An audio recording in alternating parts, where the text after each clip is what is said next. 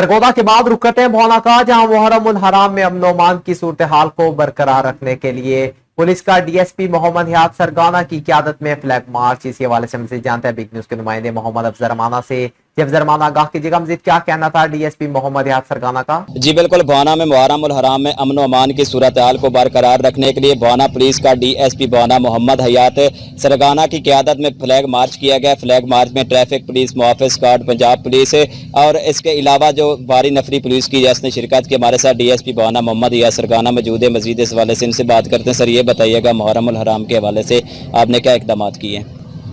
जी बिस्मिल्लाहिर्रहमानिर्रहीम।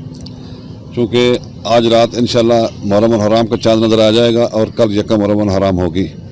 इस सिलसिले में मैंने तमाम SHOs, इंचार्ज चौकियात और अपनी तमाम मोबाइल्स, एलीट, फाल्कन स्क्वाड को हमरा लेकर एक फ्लैग मार्च किया है, जिसमें शर पसंद अनासर को मैसेज है कि अगर आप अय्याम मुहर्रम में कोई शर पसंदी या दीगर कोई ऐसा फेल करते हैं तो आपसे आईनी हाथों से निपटा जाएगा। और जो अमन पसंद शहरी हैं उनके लिए तहफ़्फ़ुज़ के एहसास के लिए मैसेज था कि आपके लिए इंशाअल्लाह हम मौजूद हैं और आपको किसी शर पसंदी से तहफ़्फ़ुज़ देने के लिए हम हमतन मसरूफ़ हैं और उस पर अमल कर रहे हैं। हमने शहर में जुलूस के लिए रूट पे 14 से ज़ायद CCTV कैमरा जात लगाए हैं। 200 से ज़ायद मुलाजमान की ड्यूटीज़ लगाई गई हैं।